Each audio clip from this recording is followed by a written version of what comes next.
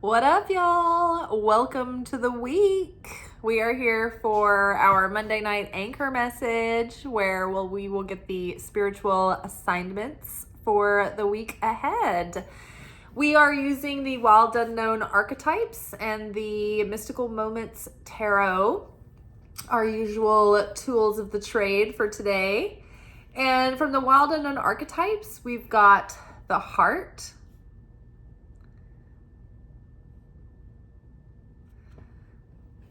followed by the mountain. It's funny that I should pull this card because I was watching The Chosen and season 2, the last two episodes, they're preparing for Jesus's sermon on the mountain, and the episode is called Beyond Mountains. And I just think it's funny. I'm just like mountains on the mind. Mountain, the warrior.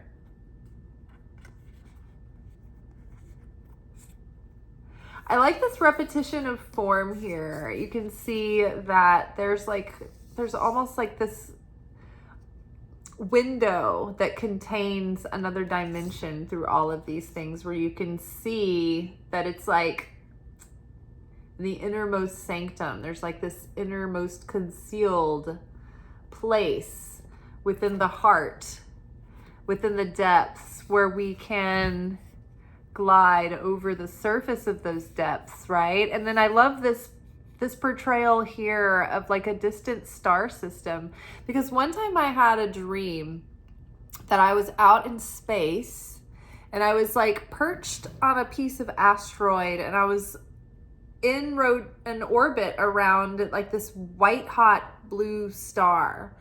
And I was perched on this asteroid, like looking at this star, and I felt this presence sitting next to me, which I understood was God's presence, this being. And as I was like in awe of this star, it was like God, but also kind of like Jesus at the same time. And they looked at me and he said, that's the star inside your heart. Which is funny because I can't remember whether it was in somewhere in the Gnostics, could have been the Pistis Sophia, where Jesus makes reference to a star inside of the heart. And I never knew that was anything that was mentioned or uttered, but it just was an image that felt so true. Because I've talked about this before, but it's like the deeper we go in, it's like we kind of cross over into this great expanse that expands out almost into outer space again. It's like I don't know if you guys have ever studied any quantum physics, but the space between the particles within our atoms is light years. It's like the distance between planets, and that's just the pieces that make the pieces that we are. Isn't that insane? Like when you go into a deep micro level, we are as vast as space in a way. And so it's interesting too, because it's like when we go deeper and deeper within the consciousness, it's like we're like out in these other dimensions, and it's almost like we go in and then we end up out in space somewhere. But I love that star inside the heart, and then these two people on the boat within the like the water, the depths, those are the emotions, right? And we've really been sifting and combing through the subconscious over the last couple of weeks, and this reading is a continuation of the work. It's like re-emphasizing what we've been doing. We've been going deep into the heart and exploring all that we have left investigated there, looking for anything left that might be blocking the flow of love and passion and magnetism and joy and peace and a clear communication and connection with Holy Spirit, with Source, with our higher self. Because like this is depicted, the heart is like it's like a portal, it's like a bridge to that other dimension. Then we're up the mountain here, and the mountain is our journey through difficulty and friction and resistance up the challenge, around and around and around as we ascend. And this is like our rise to in consciousness, transcending our ego, transcending our small animal self in search of higher learning, in search of higher wisdom, higher insight, higher perspective. The mountain is the challenge that we go up against ourselves, and it's the journey to self-discovery. But the mountain, I mean, is the task at hand. It's like, it's no small feat, you know. This is something that takes all of our strength and persistence and endurance and tact and skill and determination and courage and bravery and passion. It requires a lot of desire to get up a mountain. You know, it's not like every piece of the mountain is just a straight shot or a plainly carved out path. Sometimes you're scaling a ledge that has a drop off. Sometimes you have to climb, you know, and maybe that climb is more difficult in some places than others. So yeah, the mountain, you never know what it's going to give you. And then the weather as you ascend, it's so unpredictable, right? A storm can move in so fast and then it can be gone so fast. So the stakes are higher.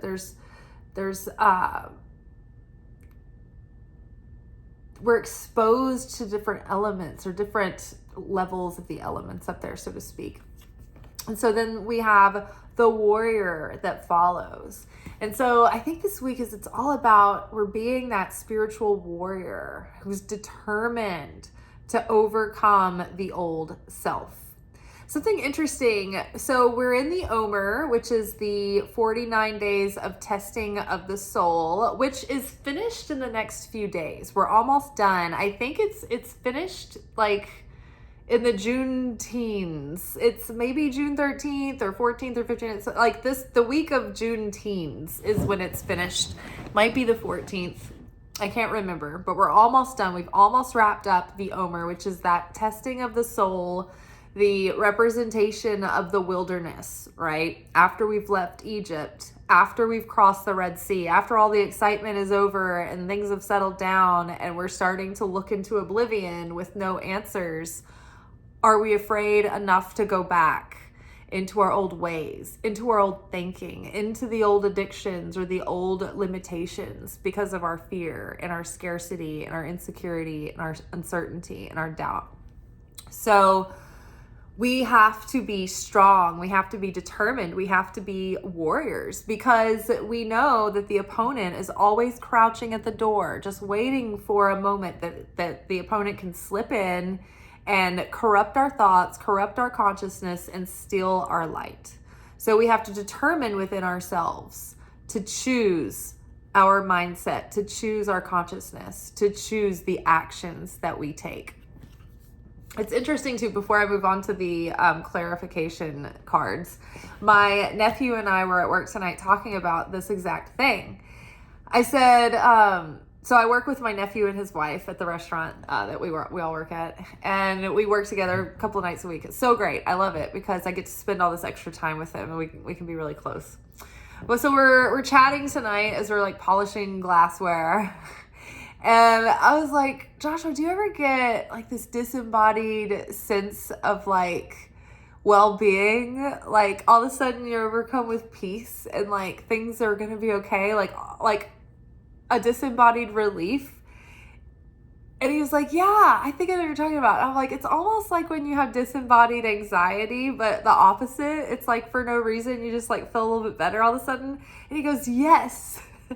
I had that today. He was like, I was feeling suddenly hopeful and uplifted and joyous for no reason, and I just felt like everything's gonna be okay. It's like the feeling when you think that your bank account is gonna be in really bad shape and you're really worried to look at it or like get on the scale after you haven't weighed yourself in a while. Maybe you've had some like, you know, let it all go kind of moments. And you're like, oh my God, I'm so scared to look at the damage. And then it's like, it's not as bad as you thought. You're like, oh my God, a wash of relief, you know? It's like that feeling, but you don't know why you feel that way. And then he was like, yes, I did feel that way today. And then immediately it was like followed by anxiety, like that I couldn't pinpoint. And he was like, just that sickening feeling in your stomach. And I was like, oh yeah. And you just start praying for everybody. He goes, I did. I just started praying for everybody. I was like, prayer warrior. But it was so funny because I started laughing in my head because I'm like, that's totally this card. It's like, yes.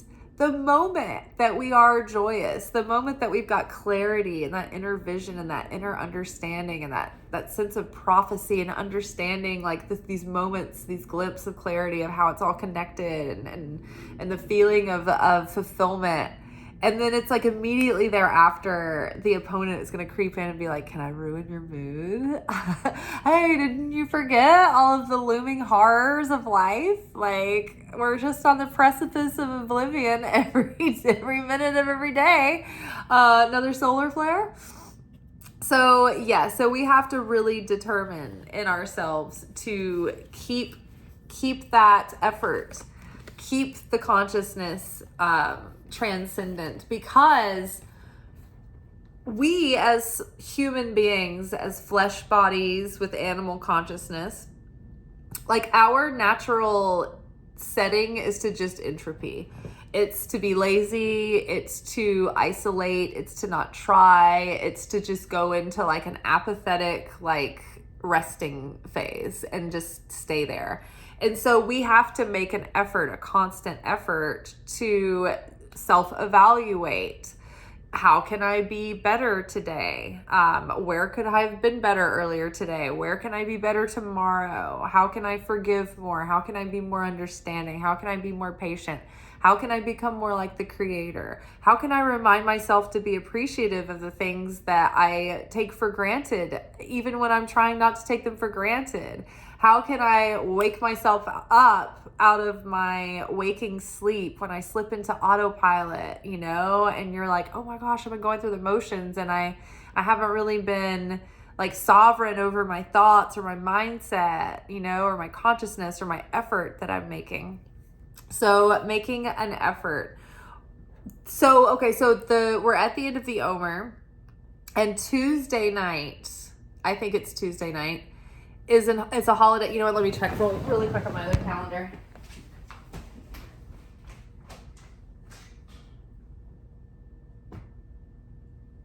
Yes.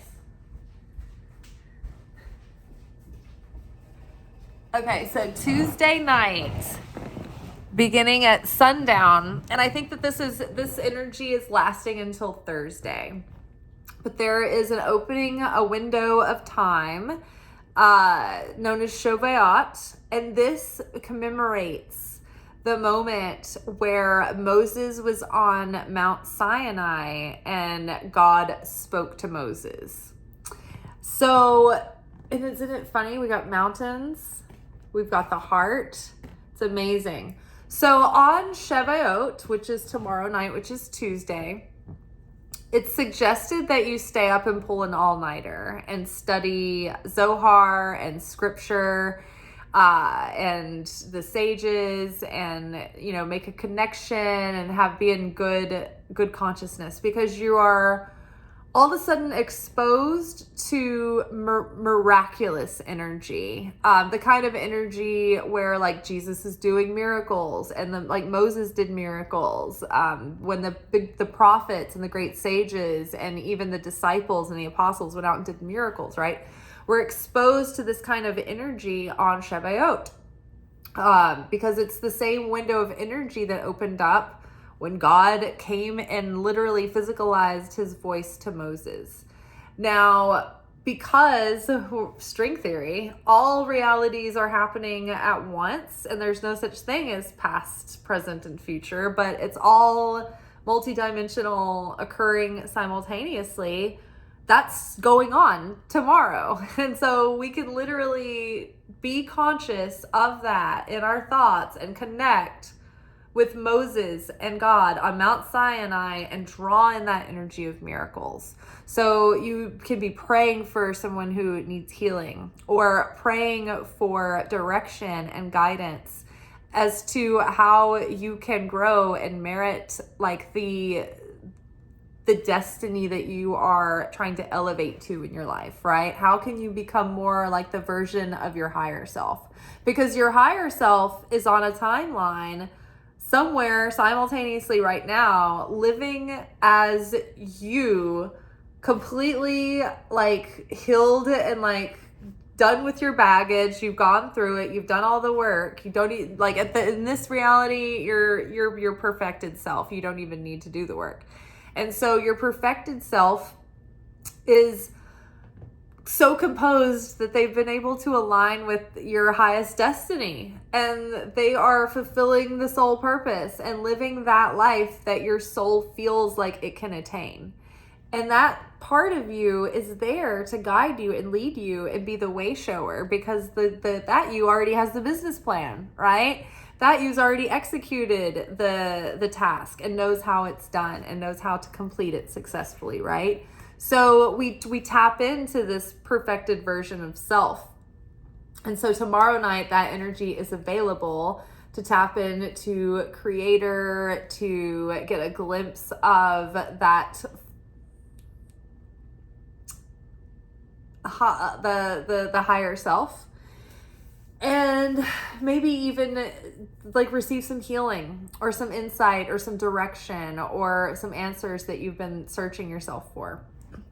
So this is going to help our efforts within the Omer of digging deep for all that negativity and bringing it up so we can see it, and we can finally overcome and overwrite those faulty programming, like the virus-ridden programming of our subconscious. It's like the operating system on the hard drive needs to be updated, and there's viruses. So we need to cleanse the hard drive and update the operating system. So we've been doing all this work in the heart, right? All this work in the consciousness, and really getting into that subconscious, right? To finally be able to see, okay, these are the main blocks holding me back.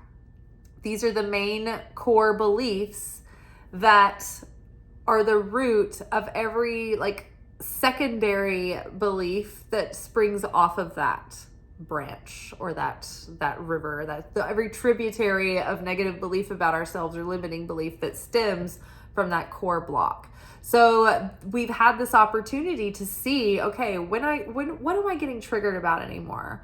Like, what does that trigger look like? When I see my negativity, when I see, my darkness come out, my weakness, my impatience, my flesh hunger and body consciousness and gluttony and laziness and lustfulness and whatever it is, anger, resentment, fear, right? Insecurity, scarcity, indecisiveness, something so benign, right? But I mean, how much does that cost you? So we see that coming up, and the more that we can observe it and own it without really judging it, the less power it has over us, because we see that as the default setting. And so now we become familiar with that. And then when we kind of catch ourselves going into that default setting, that sort of like old muscle memory, we're like, wait, I am not a robot. I die on a hill every day to prove to the world that I am not a robot. And I am, by God, I am not going to act like a robot by going into default, right? I'm going to be sovereign of myself and sovereign over my consciousness and choose how to show up. So the heart, we've been doing so much healing and purification of the heart. The Knight of Swords is here.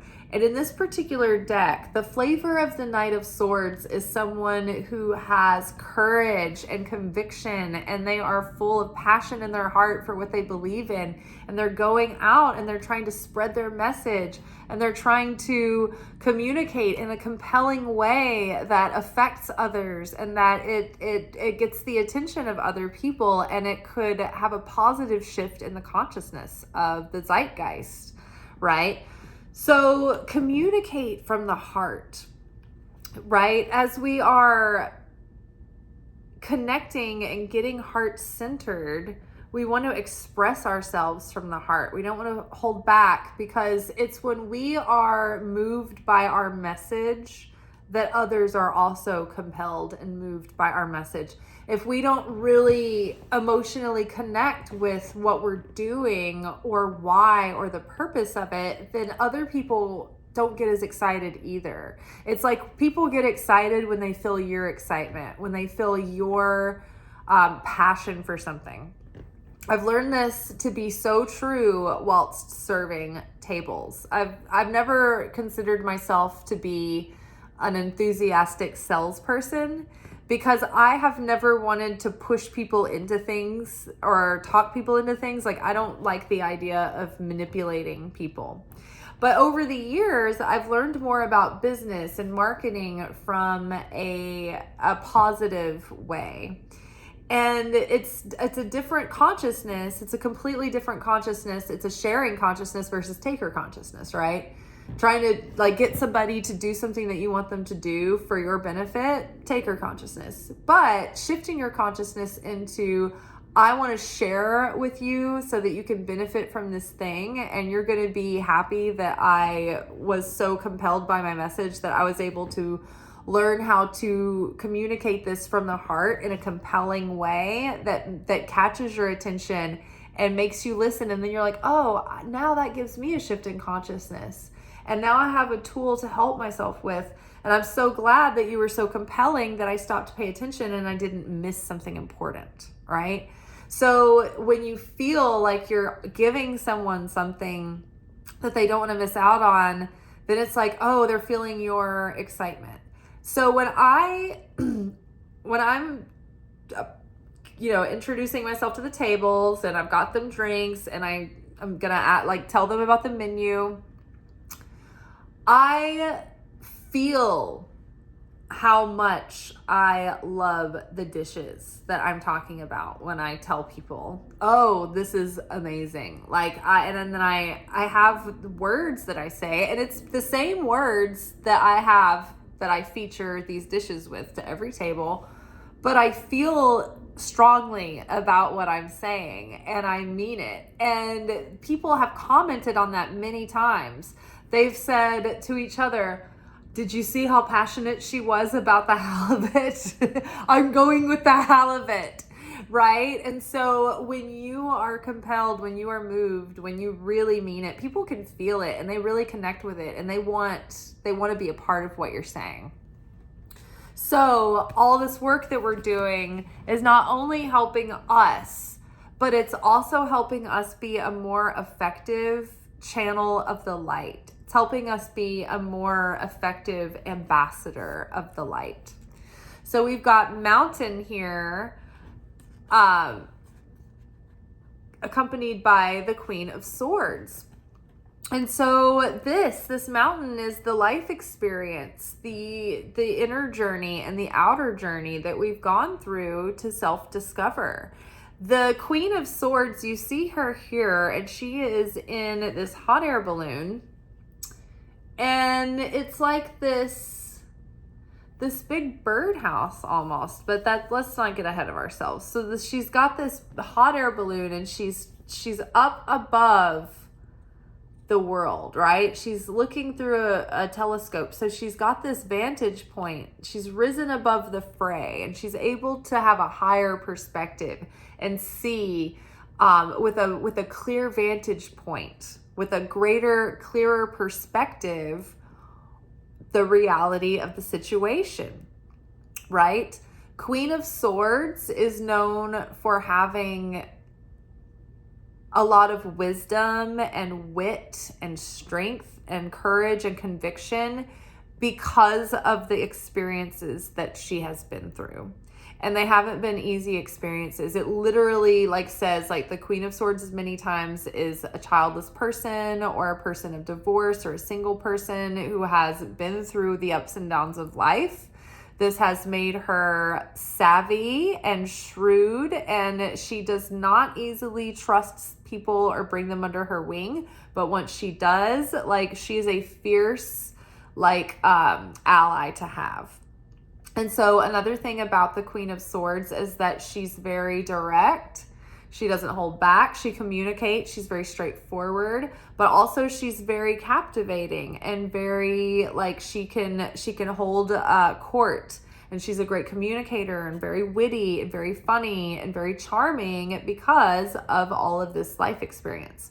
So you see how it's like, okay, there's two communicator cards here about like taking our life experience and getting really heart-centered about your reasons and your message and the why, the big W, the capital W-H-Y, like your big why, like what, like connecting with your message and being able to share that from the heart.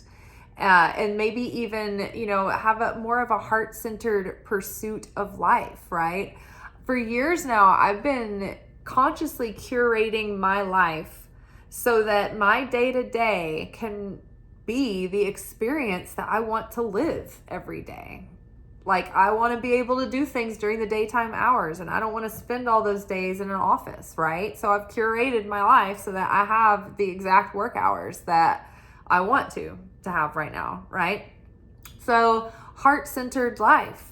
Start to think about how you can create your own heart-centered life that lights you up, that fires up your passion and, you know, your enthusiasm. So we are compelling, we are gaining inner authority over our outlook and our ability to communicate that with others and be a spiritual leader in our lives and not succumb to, you know, our lower base instincts. Because of that, we've risen above the fray and we have a certain amount of authority and self-mastery and on the way to having moments of real cosmic sovereignty where we're actually not in a state of reactivity, but we can have self-control and pause and detach emotionally from a situation, observe it, and then use our free will to make a proactive decision.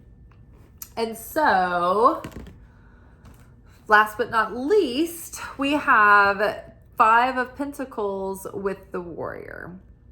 The 5 of Pentacles card is a card of literal poverty and like strain, financial strain, or even strain with health. But many times this is an emphasis on feeling like spiritually impoverished. Like when you're feeling soul weary and you're feeling like exposed and afraid and left out in the cold, right?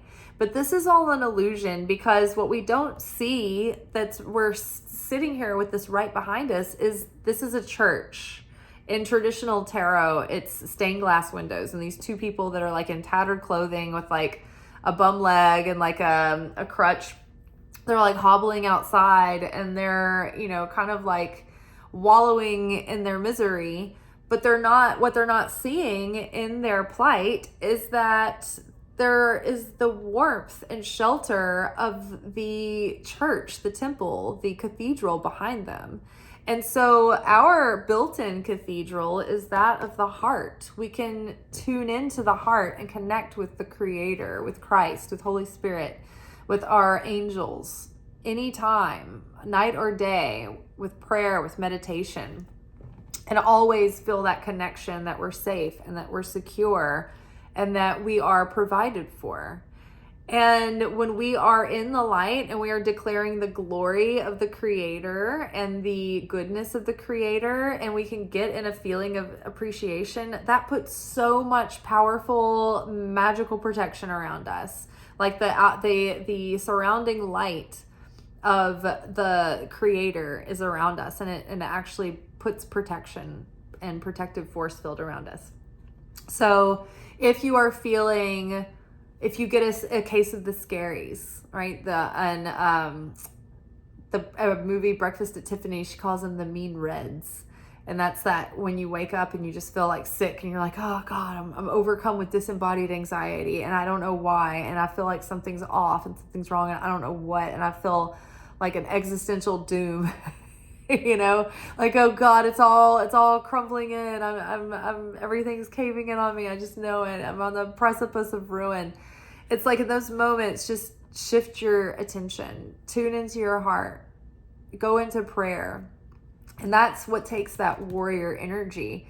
It's like you've got to be on top of it and aware when the enemy is crouching near and coming near to take you down. You've got to be prepared to defend yourself against that. And so you have to stay, what is the word I'm thinking of? Not like vigilant without being hyper vigilant on your nervous system, but vigilant to not get pulled down by depression or by apathy or by fear or insecurity or looking at your lack. Focusing on the lack is going to create more lack. And so we can't get bogged down into that, because that's what our natural flesh consciousness wants to do. That's what the ego wants us to do. That's what the opponent is banking on. It's like pulling our strings in that direction. So we have to fight. We have to have warrior consciousness to be determined. Okay, I feel myself going there. I feel myself feeling scarcity. I feel myself acting like the Israelites in the wilderness when we got tired of the manna. Oh, manna from the heavens is so amazing. We have this every day and we have enough for the next day, and we just have to grab what we need for the day. And that's all. And we can be grateful and secure in that. And we don't have to haul a bunch of stuff around it. It's not going to be complicated. It's just going to be so easy. It's just wake up, go gather the bread off the ground, and you have what you need to eat for the day, and you'll be fine. They started to get embittered. They're like, oh, I'm sick of this manna. Ugh. And they weren't appreciative. They were bemoaning and resentful of what they were being given. And that cut them off from their blessings, right? And so we often do that too. It's like we're out in the wilderness, we've been provided for, and all of a sudden we just lose sight of all that we have and all that we should appreciate. And we become unappreciative, and then we feel spiritually naked and exposed and left out in the cold. And all it takes is a shift of consciousness, because the light is still there. The light is emanating. It always is emanating. It's us that turns away from that light. It's us that have disconnected. It's us that have left the warmth of the cathedral, and we've gone out and into the feeling of being exposed. And so when we remember that when we are in a consciousness of certainty in the Creator, knowing that even though we may not have answers or guarantees, and maybe things don't work out the way that we want them to, right? We know that everything is going to be playing out for us, for our highest good, and for the development and unfoldment of our soul. And sometimes we don't know what we need. We just get obsessed with what our ego wants, with what our flesh wants. But if we can have that certainty that everything is happening for us and not to us, then suddenly something magical and miraculous happens in the situation. We activate the omnipresence of the Creator, and we realize that the simulation was only giving us this challenge so that we could wake up and remember that the Creator is in all things, and practice the sovereignty to make the choice to activate the Creator's power in the situation, with your certainty, with your inner peace, with your fulfillment, and that shifts everything. So all this work that we've been doing in the heart, all this work that we've been, going up the mountain, right? That devotion, that effort, it's made a difference. It is making a difference as we speak. And so more and more we are able to communicate from the heart all of this new wisdom and the blessings that we have come to know, and this revelation and insight that's happening. We're able to overcome our shortcomings and shadow aspects that kept us limited or kept sabotaging us. And we're starting to make real progress, but it's the opponent is always going to come in and try to make us feel like Five of Pentacles. It's always going to be like, oh yeah, but aren't you miserable? Aren't you afraid? Aren't you anxious about your life? Aren't you feeling a little bit exposed and vulnerable? And we have to be like, yes, but that's okay, because I'm going to walk right into this warm sanctuary and connect with the light of the Creator, because the Creator is my shelter. The Creator is my provider. The Creator is my protector, and God is great. And the more that we declare that, the more easeful and harmonious things will be. And we may still have challenges, but we will have answers come to us, and resources and helpers and people and all kinds of things. All right. I think that is all for today. I will see you guys tomorrow for our manifestation oracle message, where we will be checking in to see what we need to be focusing on to move our goals and our dreams and our manifestations forward. All right, y'all, be good and be warriors and be well. Peace be with you. Ciao.